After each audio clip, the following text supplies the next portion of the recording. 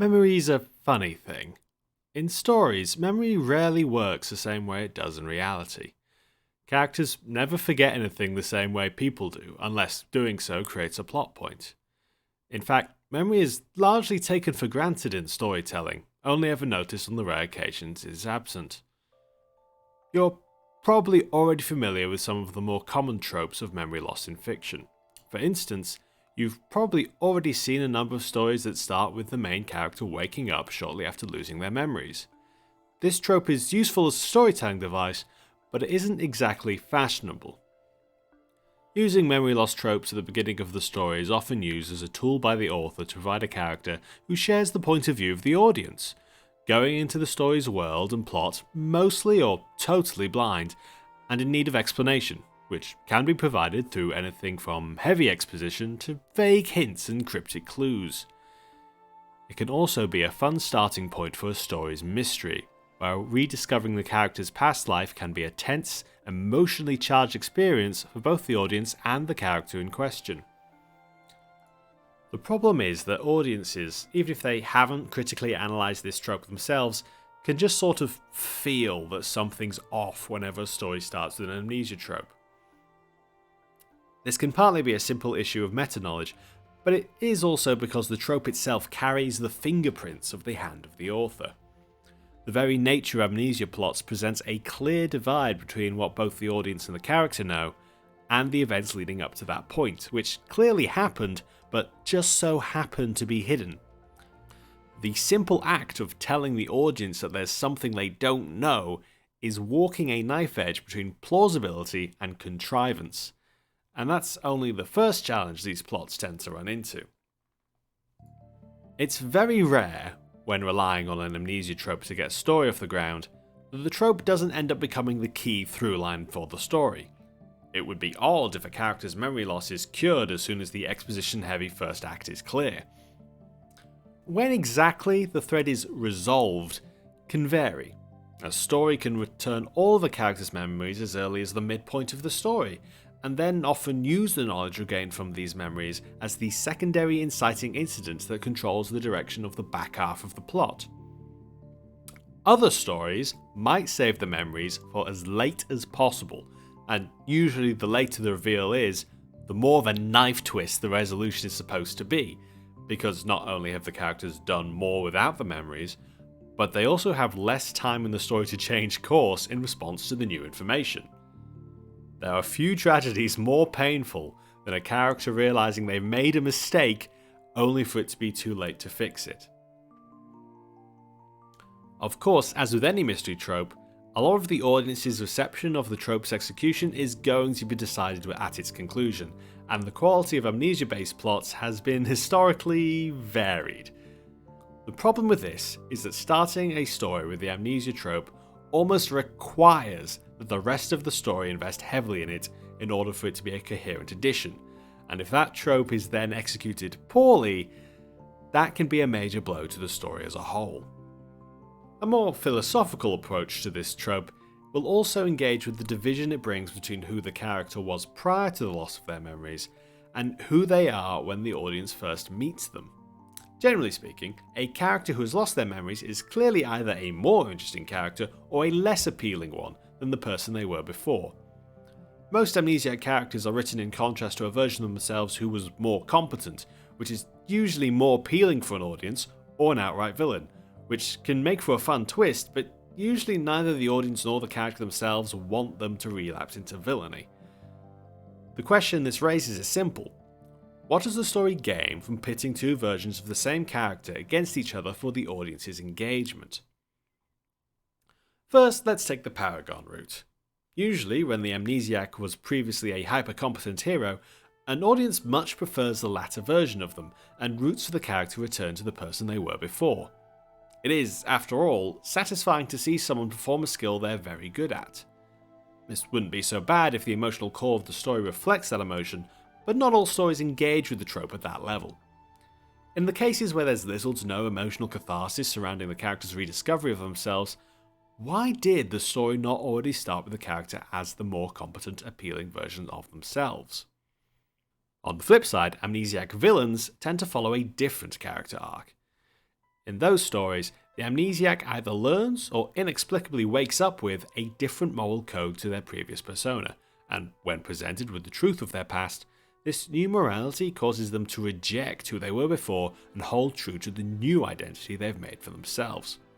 At this point, the author, whether intentionally or not, draws a clear division between these two personas as separate entities, with the only thing really connecting them being that they both happen to have inhabited the same body.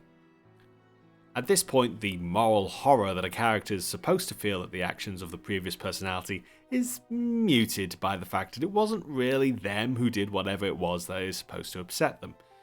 The audience knows that if the new character was in the same situation as the prior one, they would likely make different decisions, and this largely denies their ethical culpability.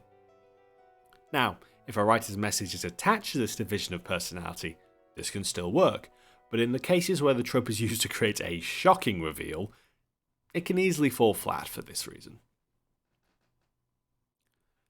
This distinction between separate personalities actually links back to the previous subtrope about amnesiac heroes, where a writer has to be very careful not to make the character the story begins and ends with too far apart in general personality. If the return of the character's memories creates too great a change in their general attitude and motivation, it can create a sense of discontinuity, that the character the audience first knew has been replaced with an entirely new character. This is obviously a pitfall writers want to avoid because it can kill the momentum of a story. However, it is possible to overcorrect. If a character retains almost everything from their previous personality except for the details, this would seem to prevent the possibility of discontinuity while still allowing for mystery and intrigue. The problem is that it can seem oddly specific to the point of contrivance. A common understanding of how personality is formed is that it is a response to our environment. We learn different behaviours from our experiences, and we largely assume that if we were to somehow put two copies of the same person in two different situations simultaneously, they would both come out of their respective environments slightly different from each other. Furthermore, more important events have a stronger effect on our personalities, partly because we're more likely to remember them. But memories aren't simply a one and done thing. They have to be regularly included in our mental process, or else we, forget them. If someone were to forget important memories of their lives, as these characters do, then those experiences can no longer influence them. This would logically result in a change of personality. But if a character's personalities before and after memory loss match, then the effects of that memory loss seem understated and underused. Overall, I think these difficulties are the reason that while these tropes are fairly well known, they aren't what I would describe as particularly common. The main appeal of starting the story with a memory loss trope is that it allows an author to have a character who is physically present in the plot, but mentally an outsider, and attempt to have a cake and eat it. There are, however, many different options to introduce a character with an outsider's perspective into a story that both allows for stronger characterization straight off the bat, and, importantly, much less risk of throwing the audience off. I think writers get to have more fun with memory loss tropes when they're introduced later in the story.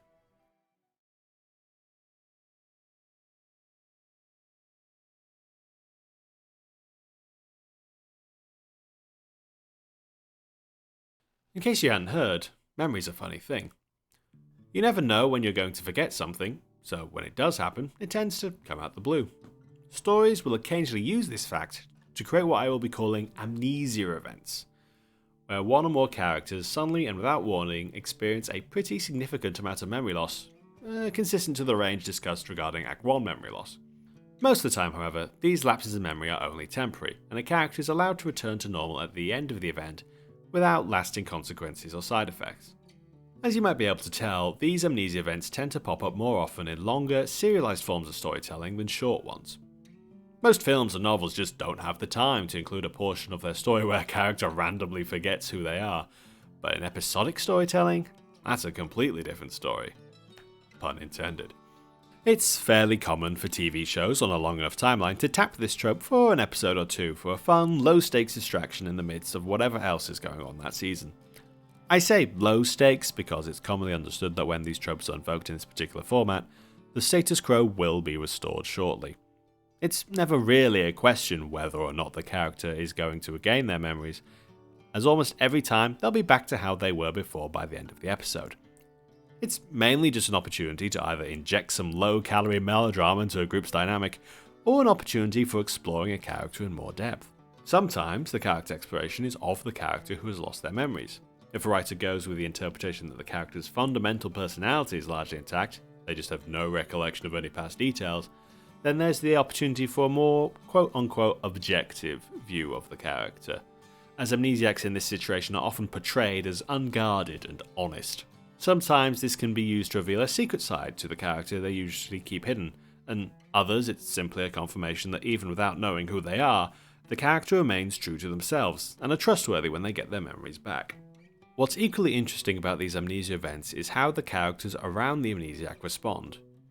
You can usually expect at least one person to be trying to get the person's memory back, but sometimes characters also form new bonds with the blank slate version of the person they knew before, and some even would prefer it if the amnesiac wouldn't get their memories back at all.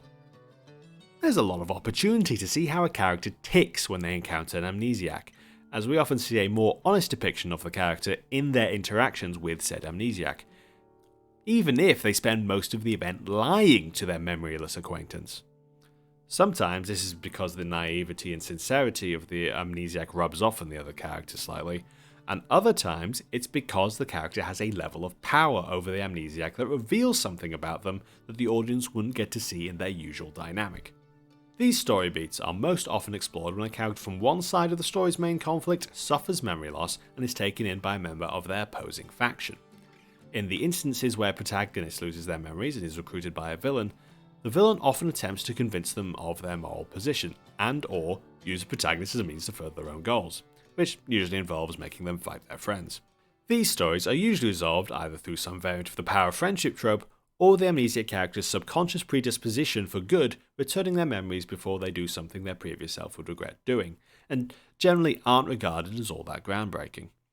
That being said, the time the protagonist spends with their rival faction can be very useful for humanizing their opponents, especially whichever character is spending time with the amnesiac that they don't typically get to spend with their original personality. Sometimes villains will see amnesiac protagonists as entirely disposable, but especially in instances where the protagonist and rivals share a backstory together or some other trait, these story beats can be used to explore how much the two characters have in common, and even how the two could have been on the same side, or even friends, under different circumstances. These themes are also explored whenever a villain suffers a bout of memory loss and it is the protagonist that nurses them back to health. These stories do something special in that they effectively weaponize the episodic format against the audience's emotions. When a protagonist temporarily joins their opponents, it feels like a victory when their memories return and the status quo is restored. When an amnesiac villain is given the opportunity to join up with the protagonist and still falls back into villainy at the end of the episode for the sake of the same status quo, that's a loss for the protagonists, especially if the writer's done a really good job establishing a new dynamic between the amnesiac persona and the protagonists. There's also usually a greater moral quandary at play. When a protagonist temporarily joins the villains, it's very rare that they actually commit any serious acts of villainy during the event, and usually any misdeeds can be forgiven by the fact that they are actively being misled by someone taking advantage of them. When an antagonist joins up with the protagonist, it usually serves as proof that they're not actually inherently evil, and that they are capable of doing good if they choose to. The same concerns about being taken advantage of don't really pop up here because we don't traditionally understand morality in a way that you can mislead someone into doing the right thing in a bad way. So the conclusion of a villain's amnesiac event is usually incredibly tragic for everyone involved. Not all amnesiac events are necessarily gloomy, however. A more traditionally light-hearted instance is the "what did I do last night" form of memory loss. Sometimes characters will just wake up having no memories of a small gap of time, usually the amount covered by the brain's short-term memory. Bonus point on the memory loss bingo card if their forgetfulness is due to them being heavily intoxicated during the missing time. This is also a staple of episodic media, as it allows for a fun mystery with a side of wacky hijinks. Sometimes the "what did I do last night" or "wdiddln" for short is just a sight gag for one scene, but it makes for both a good A or B plot. Commonly these plots include a character gathering clues or retracing their steps, with the author drip-feeding vague flashbacks to slowly clue both the character and the audience on the chain of events that transpired. These plots usually go one of two ways. One way is for the character in question to have made some terrible mistake they wouldn't have made if they were lucid, and having to figure out exactly what happened, and either A. Correct the mistake, and or B. Pretend they remember everything just fine for however long it takes them to actually remember. Another way is for a character to draw the wrong conclusion from either a vague memory or clue, and spend the remaining plot desperately trying to either resolve or escape a problem that never actually occurred. Both of these make for some great comic beats when done properly.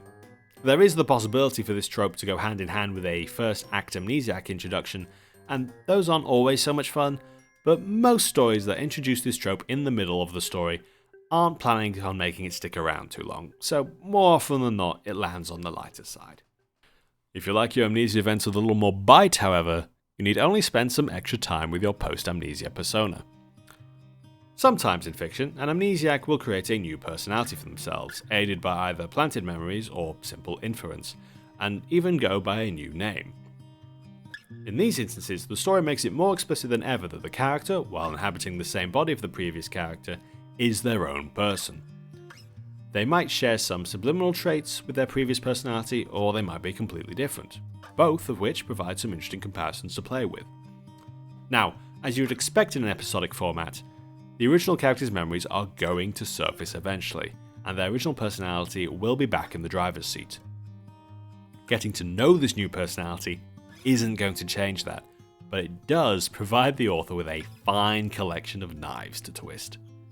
Now, we're not just working with a basic blank slate amnesia plot, we're working with a character's body being forcibly repossessed by its previous occupant, and if the character's new personality is overwritten by their old one, then that character is for all intents and purposes dead.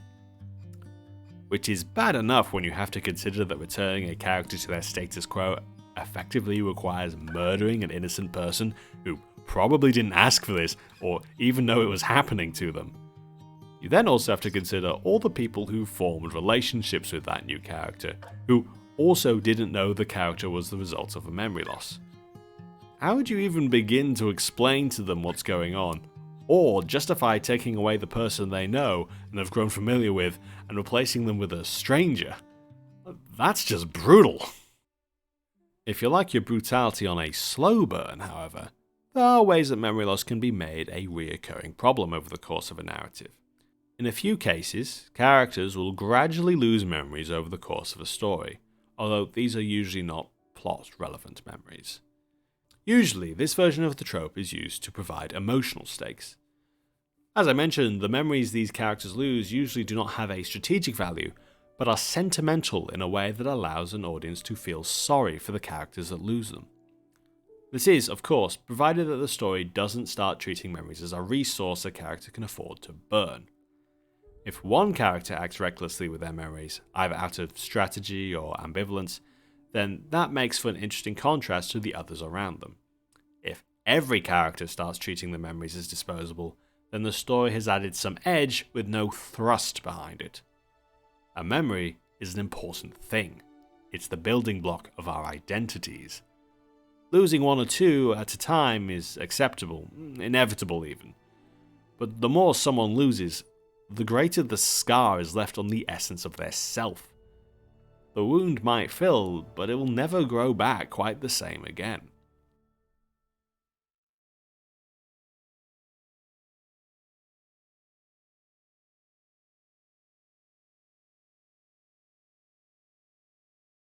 Did you know? Memory's a funny thing.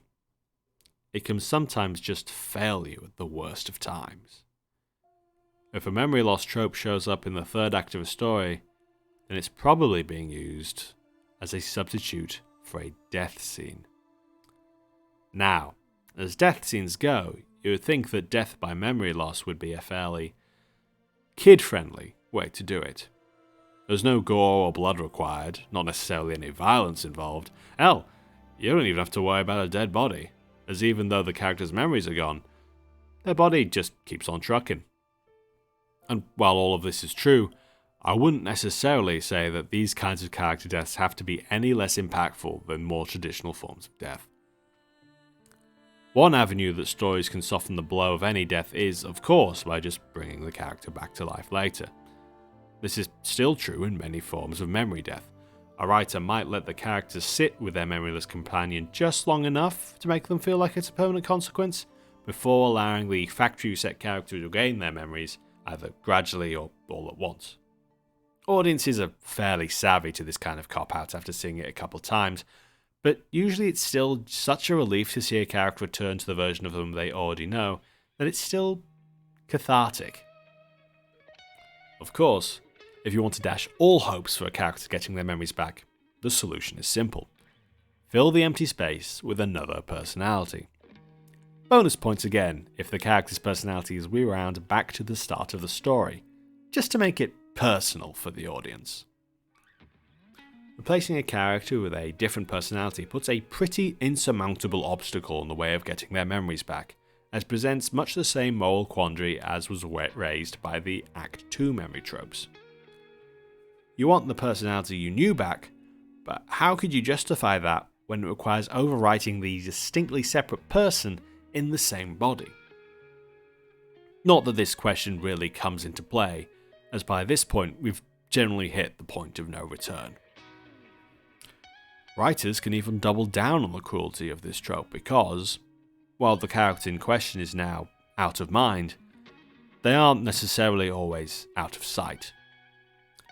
If you've replaced your dead character with a different personality who now inhabits their presumably still functioning body, then that new personality can just show up every now and then as a living reminder of the character that was lost. And wouldn't that just be the worst?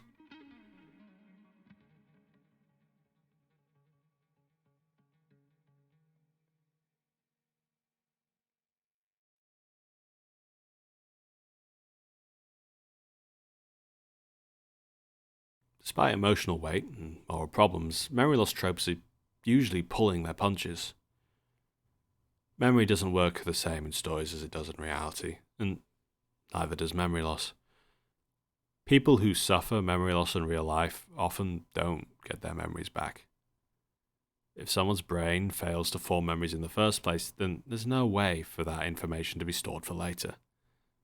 And when people really start to lose their memories, it's never as clean as it is in stories. Even in the most tragic tales, a character usually loses all their memories at once. It might be in an instant or overnight while no one's looking, but it's usually treated like a switch was flipped, and now they're gone. In reality, the process is much, much slower. You can usually even see it coming. There's not much you can do about it. You just have to live with the person as they slowly unravel, becoming less and less of themselves. There are good days where they're sharper than the day before, days they can respond to what you're saying, but the trajectory is still always down. The decline is rapid, but it doesn't make it quicker. It's excruciating. And unlike stories, the person losing memories isn't having those memories replaced. There isn't another personality waiting in the wings to take charge of the body when they're gone. There's nothing. Unlike stories, the decline of the mind has a very real impact on the body. A lot of people who lose their memory at the end of their lives suffer because they forget to eat, forget to drink. That's not something you even have to learn. Your body knows that it needs to eat and drink from birth, years before you even have a working memory.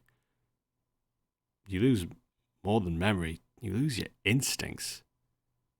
It works its way down to the basis of life itself and vanishes it. This is the reality of forgetting yourself to death.